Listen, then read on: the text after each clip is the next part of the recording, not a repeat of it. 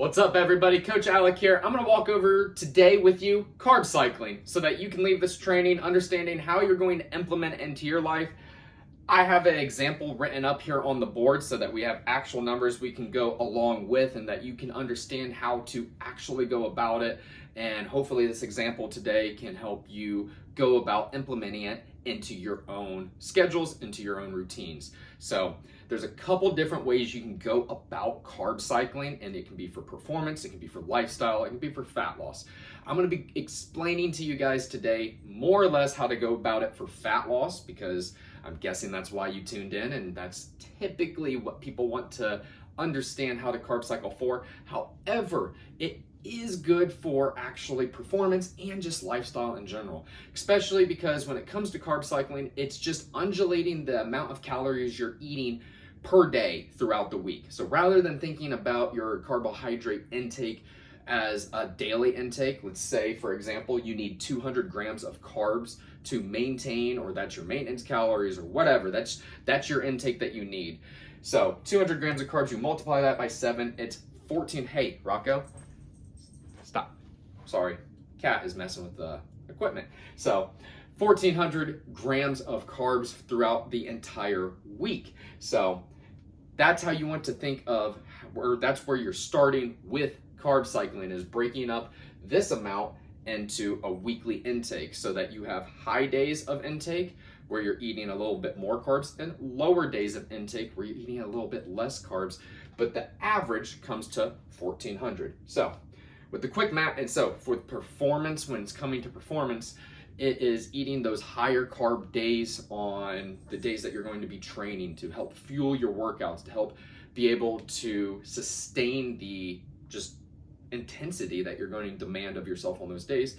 And then for lifestyle, it's implementing it into, which actually falls along with goals of fat loss, but with lifestyle, it's implementing carb cycling into days where, you might have to be traveling, you might have events coming up on the weekend, you might have a work event, you might have a child's birthday party, whatever it is, you want to be able to have more carbs on the weekend or for those days rather than having to have the same old 200 grams of intake each day. So when it comes to fat loss, what it's good for is helping with insulin sensitivity. It can help with your cravings. It helps with just the overall leptin and ghrelin adaptations that can occur from being inside of deficit. So we'll just start back up at the equation that we left off with. So we left off with 1,400 grams of carbs per day or per week that we need. Multiplying out, let's say our low days are going to consist of 180 grams of intake.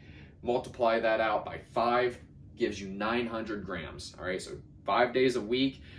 Within those 5 days, on those low days, 180, you're going to be eating 5 days a week, 180 grams. All right, taking the total grams minus 900, because that's going to then give us how much left we have for the high days, which is 500.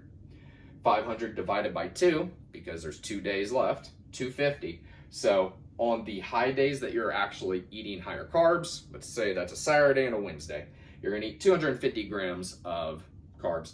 On Monday, Tuesday, Thursday, Friday, and Sunday, you'll be eating 180 grams of carbs, and that all averages out to 1,400. So you're not going to, and then this way, you're not necessarily off diet, you're not off plan, but you get to enjoy your cake and eat it too. So this hopefully clears up for you carb cycling. Obviously, I'm using example numbers, so if you have 250 grams of carbs of wherever your maintenance or wherever your protocol is, then you multiply that out by 7 and you just fill in the blanks here, all right? So you can fill in the blank here at 200, well, marker's not working, 200, 180, and then, because you need to pick, and you can always change the amount of days too that you're actually carb cycling. So let's say you want 4 lower days, 3 higher days, perfect, just change the math up.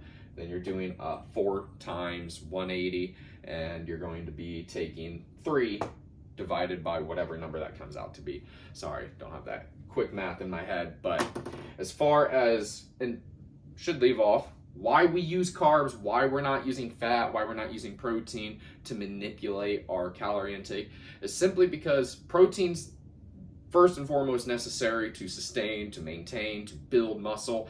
Fat's going to be very necessary to control your hormones. And if you're in a deficit, we're not trying to manipulate and increase fat on those days because we're in a deficit trying to lose fat. So carbs are what is left, as they're not necessary for survival, and we can manipulate them up and down. And plus, they tend to be the easiest macro to manipulate because that's what we love. That's what we can start to include into our days on higher carb days and on lower carb to take them away a little bit. So if you have any questions, please reach out. Follow me on Instagram at yoked_thoughts on Instagram. And if you need anything else, reach out to me. You can always find me, and I'll be more than happy to walk you through anything else.